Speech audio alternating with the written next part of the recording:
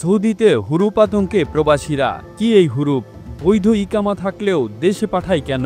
এই প্রশ্নের উত্তরই জানতে পারবেন আজকের এই প্রতিবেদনে। সৌদি আরবে বাংলাদেশিদের জন্য আতঙ্কের কারণ হয়ে দাঁড়িয়েছে হুরুপ। সাধারণত যারা কফিল থেকে বিচ্ছিন্ন হয়ে পড়ে পলাতক কর্মীর তালিকায় অন্তর্ভুক্ত হন তারাই হুরুপ। এদেরকেই হুরুপ হিসেবে বিবেচিত করা হয়। দালালদের প্রতারণার কারণে ইদানিং নিয়োগকর্তারা বেশি সংখ্যায় প্রবাসীদের হুরুপ বলে চিহ্নিত করেছেন।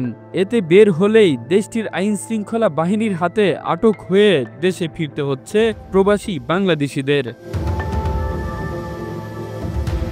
গত ২৮ এপ্রিল সৌদি আরব থেকে আউটপাস নিয়ে দেশে ফিরছেন শতাধিক প্রবাসী, যাদের মধ্যে অনেকেরই এই হুরুপ সমস্যা ছিল।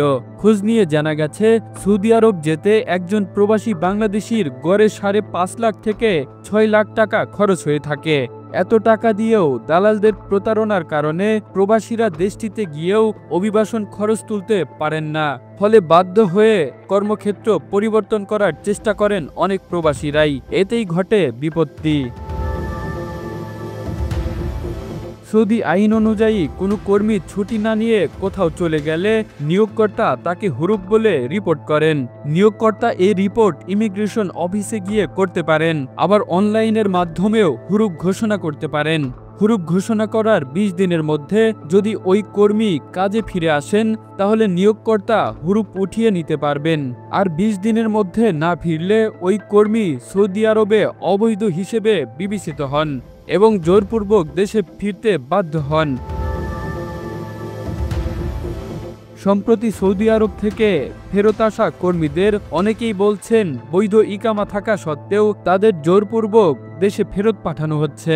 এর প্রধান কারণ তারা মূলত ফিরতে বাধ্য হচ্ছেন নিয়োগকর্তা কর্তৃক হুরুপ ঘোষিত হওয়ার কারণে। তাই কোনো কর্মীর যদি কাজে সমস্যা হয় তাহলে নিজ নিজ মালিকের কাছ থেকে ছুটি নিয়ে অথবা তাদের নির্দেশনায় অন্য কোম্পানিতে চাকরির জন্য অনুরোধ করা হয়েছে। প্রবাসীরা এই সকল নিয়মকানুন মেনে চললে তারা আর অবৈধ ঘোষিত হবে না। তাহলে বাংলাদেশি প্রবাসীদের বৈধ ইকামা থাকলে আর কারো দেশে আসতে হবে না। Kamrul Islam, news desk.